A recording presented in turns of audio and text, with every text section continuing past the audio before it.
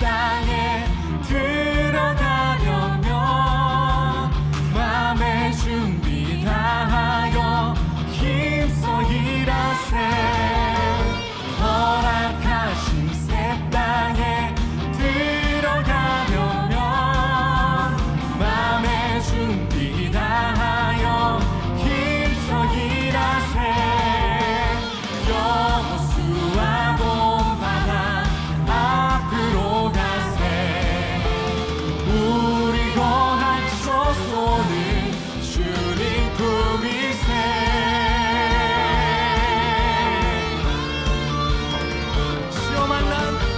시험 환난 당해도 낙심 말고서 맘의 걱정 버리고 힘써 일하세. 시험 환난 당해도 낙심 말고서 맘의 걱정 버리고 힘써 일하세. 여호수아 본바다 앞으로 가세. 우리 거할 처소는 주님 품이세. 우리를 앞서가시는 예수님 바라보면서 앞서가신 예수님 바라보면서 모두 마음을 아파요 힘써 일하세. 앞서가신 예수님 바라보면서 모두 마음을 아파요 힘써 일하세. 여호수아 본바다 앞으로 가세. 우리 거할 처소는 주님 품이세. 여호수아 본바다 앞으로 가세. 우리 거할 처소는 여호수아 본바다. 여호수아 본바다 앞으로 가세. 우리 거할 처소. 우리 마지막으로 여호수아. 여호수아 본바다 앞으로 가세. 우리 거할 처소는 주님 품이세.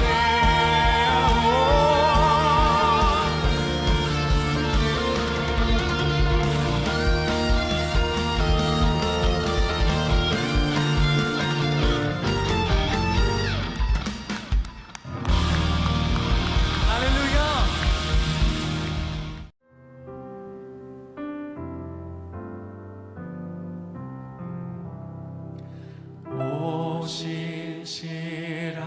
신실하신 주 내 아버지여, 늘 함께 계시니 두려움 없네. 그 사랑 변찮고 날 지키시며 어제나 오늘이 한결같네. 오 신실하신 주, 오 신실하신 주, 날마다 자비를 베푸시며 일용할 모든 것 내려주시니 오 신실하신 주 나의 구주. 내 죄를 사하여 내 죄를 사하여 여러분의 삶에 친히 오셔서 인도하십니다. 주진이 오셔서 인도하. 가사를 묵상하며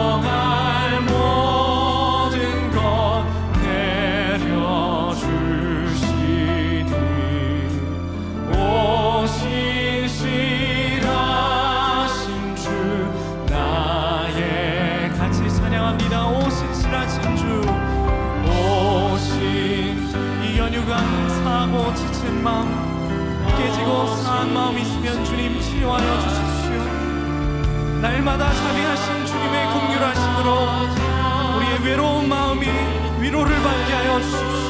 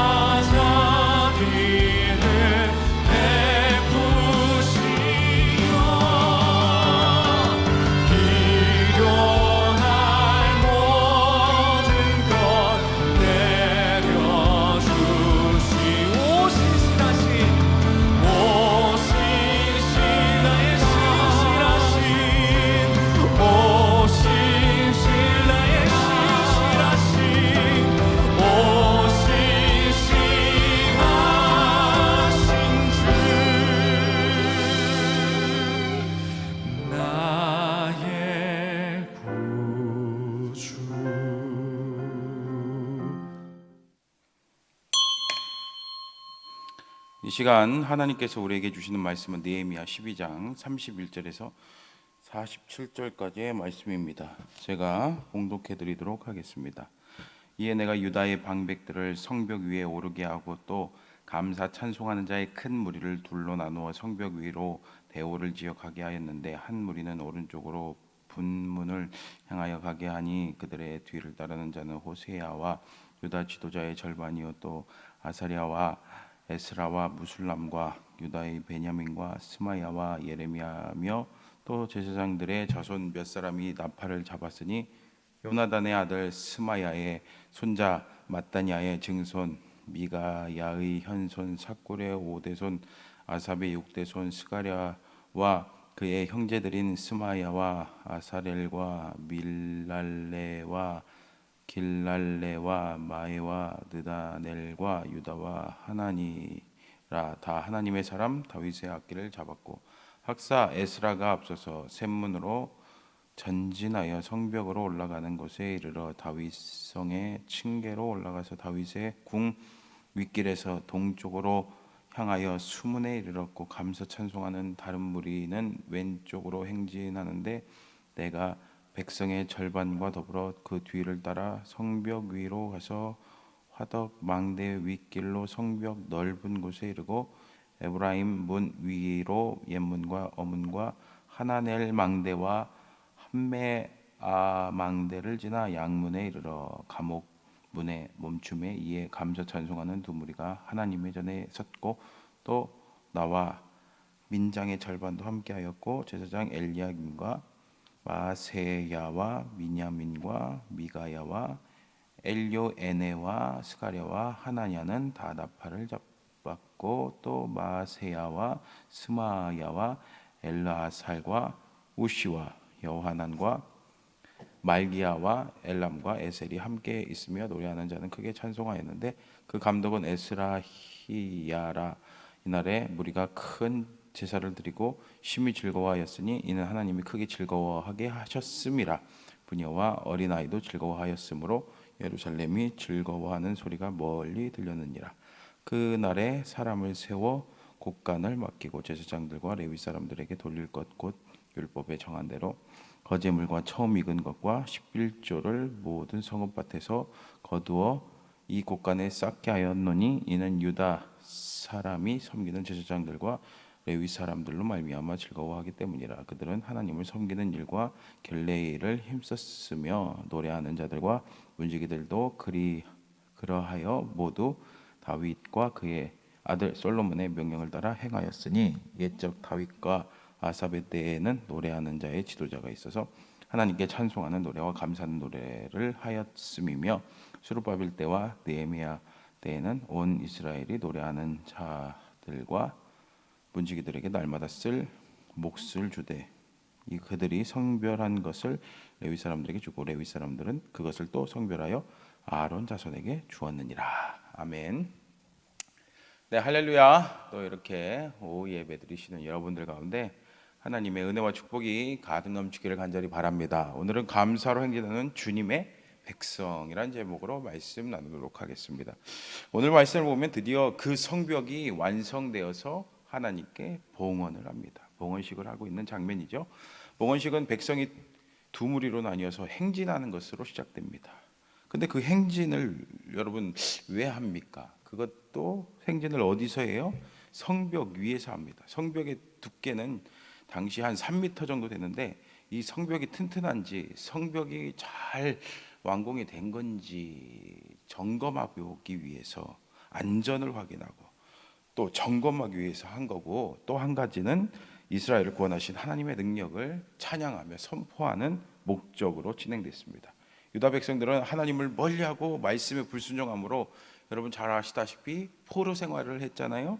그러나 우리 하나님께서는 그 70년의 포로가 끝나면은 회복된다고 했잖아요. 돌아온다고 했잖아요. 그리고 또 이렇게 하나님께서 약속하신 그 말씀대로 회복되었을 뿐만 아니라 성벽까지 완공하게 이르게 되겠습니다. 그러니까 이 은혜를 생각할 때 찬양이 안 나올 수가 없는 거죠. 그렇다면 그들은 어떻게 찬양합니까? 첫 번째로 백성들은요, 하나님의 은혜에 감사합니다. 오늘 말씀 보면 감사 찬송하는 무리를 둘로 나눠서 한편은 오른쪽으로 행진하고 다른 한편은 왼쪽으로 행진하게 했습니다. 그래서 31절에서 쭉 말씀 보니까 37절까지 말씀 보니까 각각의 무리를 이끌었던 그 지도자들의 명단을 기록하고 있습니다. 여러분, 그런데 성벽 봉헌식을 거행하는 무리가 진행을 하면서 36절을 보니까 하나님의 사람 다윗의 악기를 잡았다라고 이렇게 말씀하고 있습니다. 이렇게 쓴 이유가 뭡니까? 다윗이 통치하던 시기에 하나님께 드렸던 그 찬양이 이 성벽이 완공되면서 회복되었다는 것을, 찬양이 회복되었다는 그 사실을 알려주고 있습니다. 여러분, 그렇습니다. 하나님께서 세우신, 하나님께서 택하신 백성들은 신앙생활에서 우리가 놓치지 말아야 할 것은 하나님께서 주신 것을 기억하면서, 하나님께서 베푸신 은혜를 기억하면서 그것을 감사할 줄 알아야 됩니다. 우리가 주님이 인도해 주신 역사를 돌아볼 때 여러분, 그 은혜가 얼마나 크고 놀랍습니까?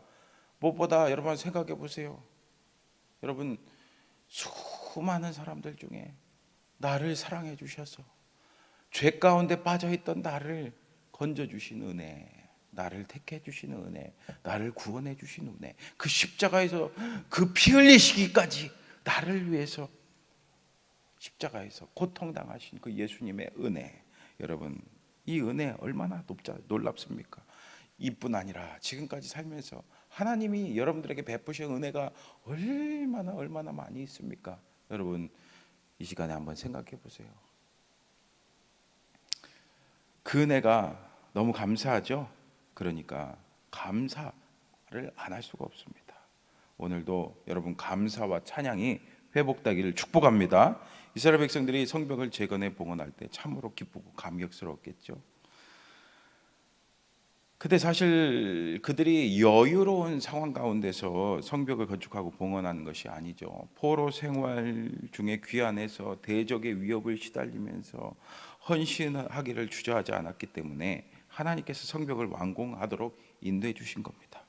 봉헌식 당시 백성들은 크게 기뻐합니다. 그래서 감사와 찬양을 드린 겁니다. 여러분, 이렇게 순간순간마다 하나님께서 베풀어 주신 은혜를 감사해야 돼요. 근데 자꾸 우리는 있는 거를 생각하죠. 내가 뭐가 있지, 이게 있지, 그래 감사해야지. 근데 사실 오늘 이스라엘 백성들, 유다 백성들 보세요. 없는 것에 대해서, 없는 걸 가지고 자꾸 뭔가를 만들어서 결국에는 하나님께서 도우시잖아요. 그래서 이렇게 하나님께서 베푸신 그 은혜를 경험하잖아요.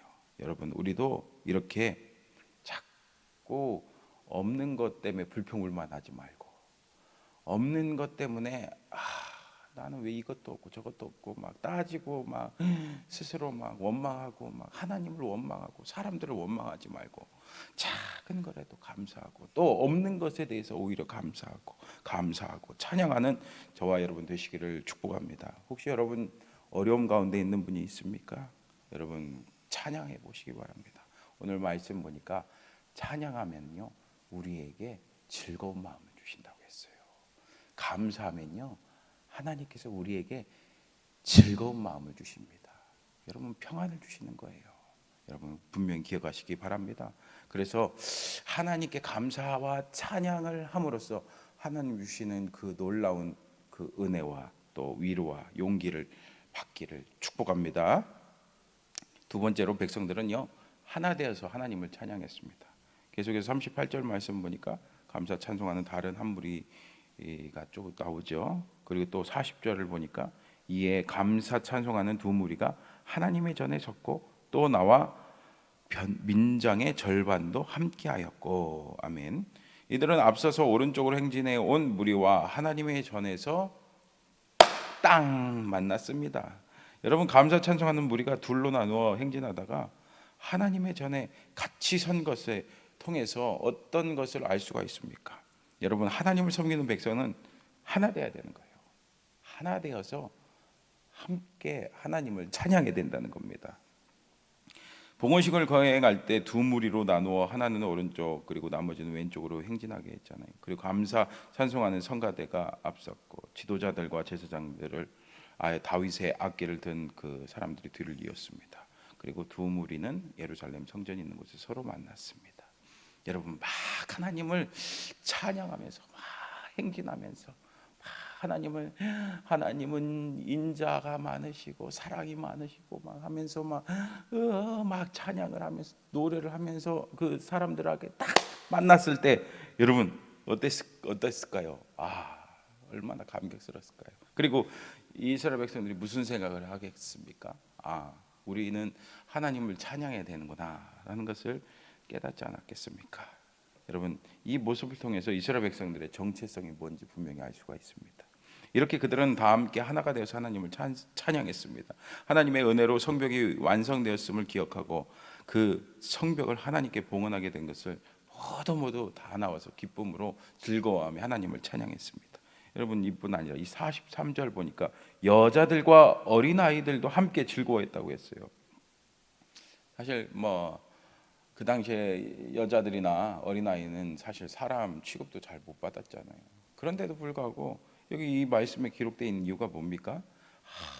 모두 다 찬양하니까 너무 기쁨이 넘쳤다는 거죠. 이렇게 모두 다 빠짐없이 하나님을 기쁨으로 찬양했다는 겁니다. 그들은 하나님을 찬양했을 뿐 아니라 모두 다 하나님께 큰 희생 제사를 드렸어요. 하나님 주신 그 기쁨으로 함께 즐거워했습니다.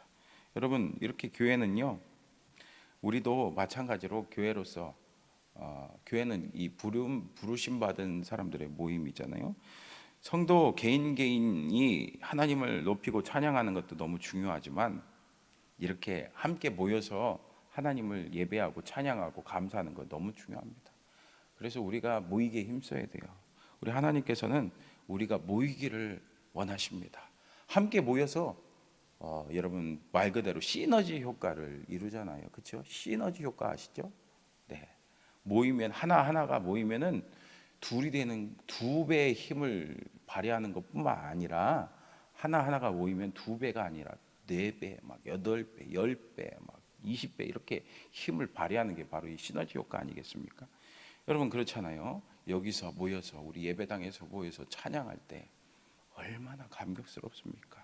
더 크게 더 놀라우신 그 하나님을 찬양을 함께 할 수가 있는 겁니다. 그러므로 여러분 함께 모이시기를 축복합니다.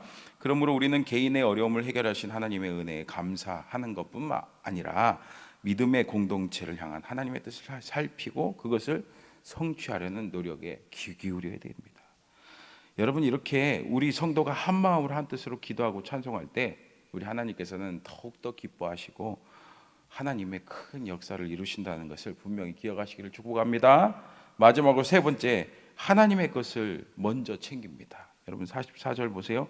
그날에 사람을 세워 곡간을 맡기고 제사장들과 레위 사람들에게 돌릴 것 곧 율법에 정한 대로 거제물과 처음 익은 것과 11조를 모든 성읍 밭에서 거두어 이 곡간에 쌓게 하였느니 이는 유다 사람이 섬기는 제사장들과 레위 사람들로 말미암아 즐거워하기 때문이라. 아멘. 이스라엘 이 백성들은요 제사장들과 레위 사람들에게 돌릴 것을 마땅히 돌릴 것을 돌립니다. 이것은요 하나님의 것을 우선 챙기는 거예요. 44절의 말씀처럼. 그리고 이것은 율법에 정한 겁니다. 율법은 제사장들과 레위인들이 백성에게 처음 익은 열매와 11조를 공급받도록 정해져 있습니다. 그렇죠? 사실 이들은 뭐 없잖아요, 사실. 그렇죠?